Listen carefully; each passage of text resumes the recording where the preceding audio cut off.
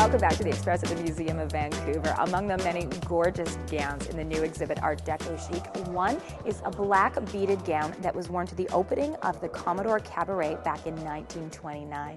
Love it. And maybe it will inspire you to whip up a replica for the Vancouver Metropolitan Orchestra's new spring concert, Musical Awakenings. One that you'll see features some fantastic finger work. Schumann's Piano Concerto in A minor for 19-year-old Hannah Han. Mastering it is an exercise in dedication and focus. It's a very challenging work, but that's what I find particularly attractive about this piece, because there's a very deep connection with the orchestra. She's been playing piano since the age of 5, practicing almost every day with the dream of one day playing in an orchestra. For Hannah, piano has given her the ability to control her nerves and handle immense pressure. Sometimes at school I would enter public speaking contests, and then it really helped me overcome nerves and speaking in front of people. Now her dreams of playing professionally are coming true. Hannah's the newest concert pianist with the Vancouver Metropolitan Orchestra, a collective of Metro Vancouver's brightest and best in classical music. Here, conductor Ken Say helps young musicians take their talent to the next level. Well, we hope the players can actually gain something, especially from learning these pieces, that when they go into an audition, that they are very confident in how to perform these pieces. And this week, Ken and Hannah are eagerly preparing for their spring concert called Musical Awakenings, a concert held on the first anniversary of Japan's devastating earthquake and tsunami. I'm sure they really would appreciate all the kind of donation or support. It's already been a year, and there's still a lot of work to be done. And what better way to raise awareness than through the beauty of classical music? It means Hannah will be practicing harder than ever and hopes her rendition of Schumann will move audiences in more ways than one. I'm Tim Chung in Vancouver for The Express. The concert Musical Awakenings happens at 2 o'clock on March the 11th at the Michael J. Fox Theatre in Burnaby. You can get ticket information online at vmocanada.com. You know, one of the things I love about living where we do, the diversity of culture, whether we are talking music or fashion or sports. On today's Sierra Sil Giants Report, we're going to show you why the next generation of WHL and NHL players need to learn to downward dog before the puck drops. The Giants Report is presented by Sierra Sil Joint Formula 14. Sierra Sil Joint Formula 14. Health you can feel.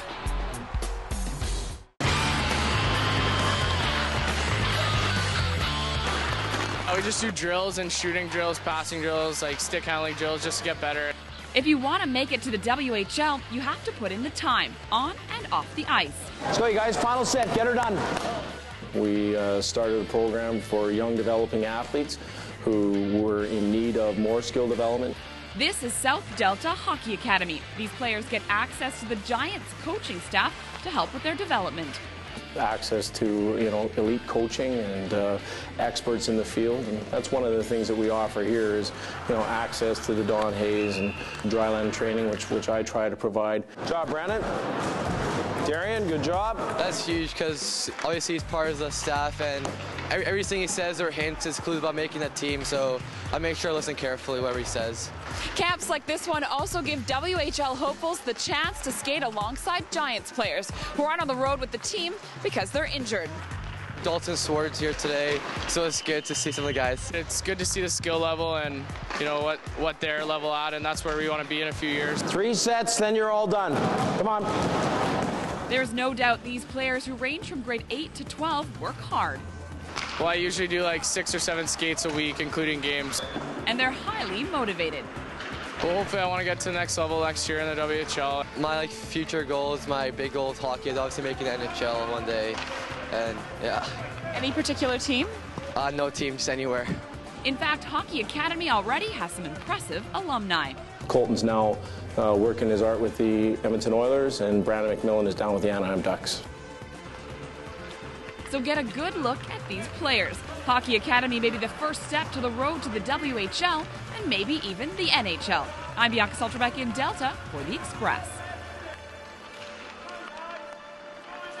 The Giants Report was presented by Sierra Sil Joint Formula 14. Health you can feel. You know what they say, the family that plays together. Did you make the connection? Ian Gallagher is Giants forward Brendan Gallagher's dad. So with Brendan having such an amazing season, not only is Ian a proud coach, but he's also a proud father.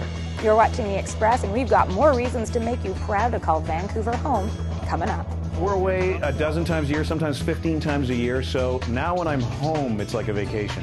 Yeah! Rare Investment, the good life. It's the travel guys at home. I don't know how to react to this. Would you hire me or would you fire me? Spradshaw Community College's Higher Learning. See if Melanie's in the doghouse. Okay, we might have a problem. The Express. We are your local voice. Community programming on Shaw has been generously sponsored in part by Hairstyling and color services for Shaw TV, provided by The Lounge Hair Studio. LoungeHairStudio.com. I'm an island girl, but Vancouver's definitely home. I think home is where your happy place is.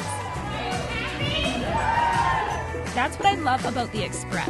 We meet people who are passionate about what they do. And we're not pretending to be something we're not. We're just celebrating who we really are. Welcome to The Express. I'm Johanna Ward. Today's show is all about you. Welcome back to The Express at the Museum of Vancouver. Their latest exhibit showcases the design style Art Deco that emerged out of Paris in the 1920s and 30s. Now, one of the influences for this style was the increased ability to travel worldwide. So you'll see influences from Egypt, Russia, even Mexico. And speaking of world travel, on today's Rare Investment, The Good Life, we're hanging with some pretty familiar faces here on Shaw TV. They've shot over 120 travel episodes around the world. And today we're finding out what Jim and Darren do when they're home for a rest. Rare Investment, The Good Life, is brought to you by Rare Investment Online at rareinvestment.com. The Good Life. It's not all champagne and caviar. Johanna Ward has your insider's look at the influential. And we're learning their secrets to the good life. Aloha, I'm Jim Gordon. Top of the morning to you, I'm Darren Parkman. And we are the Travel Guys. If your job is to travel the world, what does it mean to be home sweet home? When you travel enough, you realize how much people love Canadians, and it also makes you appreciate your own city. We're away a dozen times a year, sometimes 15 times a year, so now when I'm home, it's like a vacation. Meet TV's travel guys, Jim Gordon and Darren Parkman. Since 2003, they've shared good times, glamour, and more than the occasional gag in over 45 countries. Come on, baby. As Johanna finds out, Darren's Burnaby home feels like a trip all unto its own. Darren's place, it's like a really cool museum, and he is the crazy curator. This is an old gold cigarette sign from the 40s. Who knew cigarettes could be so sexy? Look at the legs on that package. Rock-ola, this thing's amazing. You don't see these anymore. It's 1960s jukebox. Yeah! You know, some people call me eccentric. I don't know why. Tequila! I love collecting. It's my passion. Since I was 8 years old, I used to go to flea markets. Believe it or not, this big piece of junk here is worth about $2,500. The Ronalds. One of them is from the early 70s. I don't know how to react to this. The other one, I don't know. I think it just lives in my nightmares now. This is my art. I love this stuff.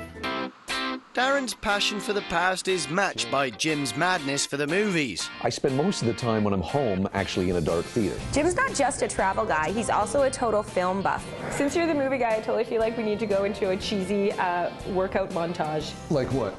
I don't think you know the one in Flashdance they did? Oddly enough, I'm wearing leg warmers underneath these slacks.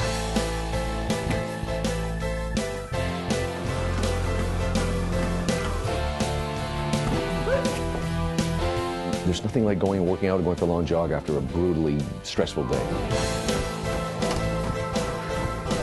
We could probably do this part upstairs. Wait, that sounds wrong. Cheesy, yes, but I think we have something there for a remake. More like straight to video for that montage mishap. Better to let the boys do what the boys do best.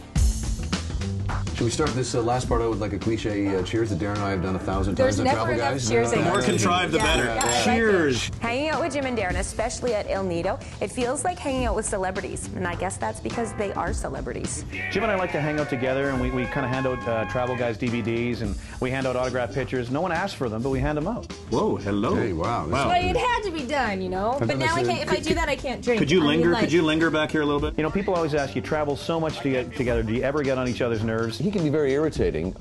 Me, on the other hand, I think I'm pretty relaxed. I would say that Jim gets on my nerves, but I don't get on his. They are truly really good friends and super hilarious to hang out with. Jim Gordon drives a 1968 Dodge Dart. He's living the good life. 67. And it belongs to his mom.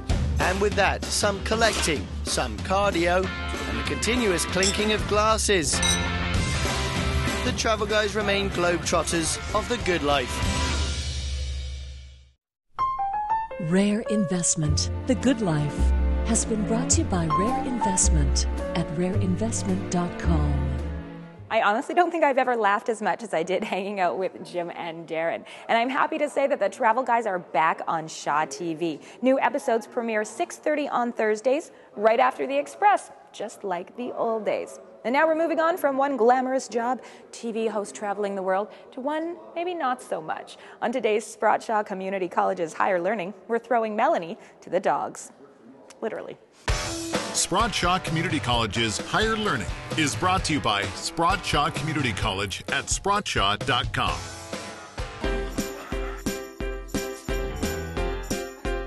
I love dogs. They're cute and cuddly, and the companionship doesn't hurt either.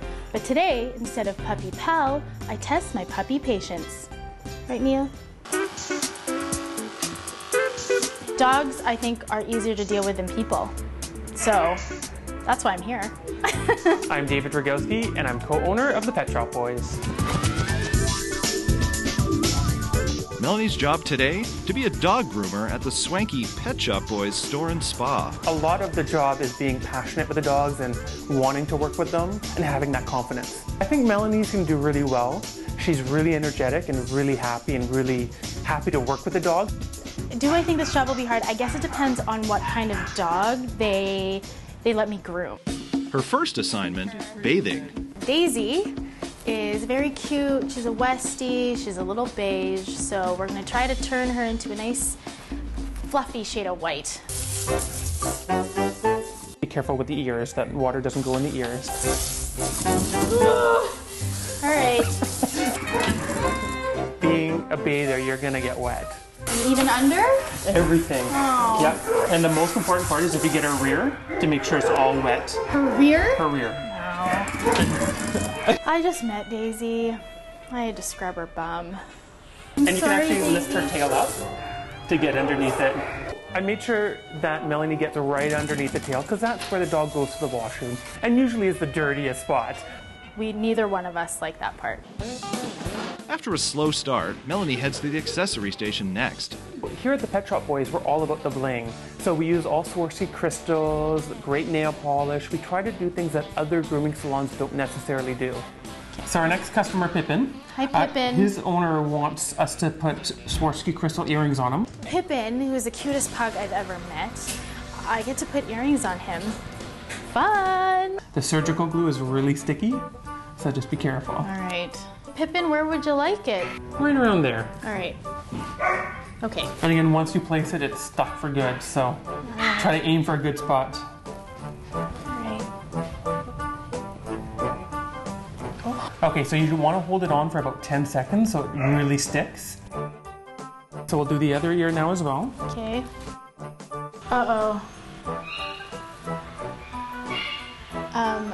I took a red one instead of a pink one. Okay, we might have a problem now with the customer because there's two different colors. It's not good. It's going to stay on Pippin's ears for probably about 4 to 6 weeks. Too late to take it out? It is. Oh, I'm so sorry. Next step is the customer does want blue nails with the middle finger pink. We use the same brand of nail polish, Pippin.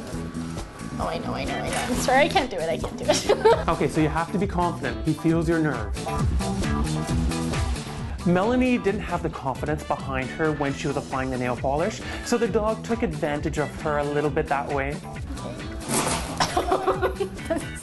I know, I'm sorry. Oh. From doggy bathing to doggy nail polish, did Melanie's love for man's best friend come through in her role as a groomer? I know we had a bit of a mishap with the nail polish and the earrings, but would you hire me or would you fire me? I think I'd hire you, but only as a bather. Oh. I think if Melanie gained a little bit of confidence and really took a handle of, you know, the paws and things, she could definitely go far applying the nail polish and more of the girlier aspects of the job. Other than doggy bathing, there's one job I know I'll be good at. Doggy stylist. Spradshaw Community College's Higher Learning has been brought to you by Spradshaw Community College at spradshaw.com. If you're worried about Pippin, the earrings fell off eventually, so they say no harm done. Although really, earrings on a dog, I'm not so sure. Anyway, the dogs did take it easy on her, but we'll see if the kitties do next week when she goes to daycare for the day. As for what else is happening around town, we've got today's Express Spotlight. Circus West Spring Break Camp at the P&E Garden Auditorium gives children an amazing opportunity to learn unicycle, jungle, trapeze, trampoline, acrobatics, and more. The 8th annual Celtic Fest Vancouver delivers its best celebration of Celtic music, dance, and culture, showcasing a jam-packed schedule of nearly 70 free and ticketed concerts in downtown Vancouver and the village on False Creek. Explore this unique form of theater art with a scavenger hunt, crafts, and lively performances at the Burnaby Village Museum. Use your detective skills to decipher the clues and search for puppets of all sorts hidden throughout the village. Also, Art Deco chic, extravagant glamour between the wars is showing here at the Museum of Vancouver until September. On April 5th, there's a talk and tour with co-curator Ivan Sayers that you can join. In the meantime, we're going to leave you with our signature visual whirlwind tour. Thanks for watching The Express, only on Shaw TV.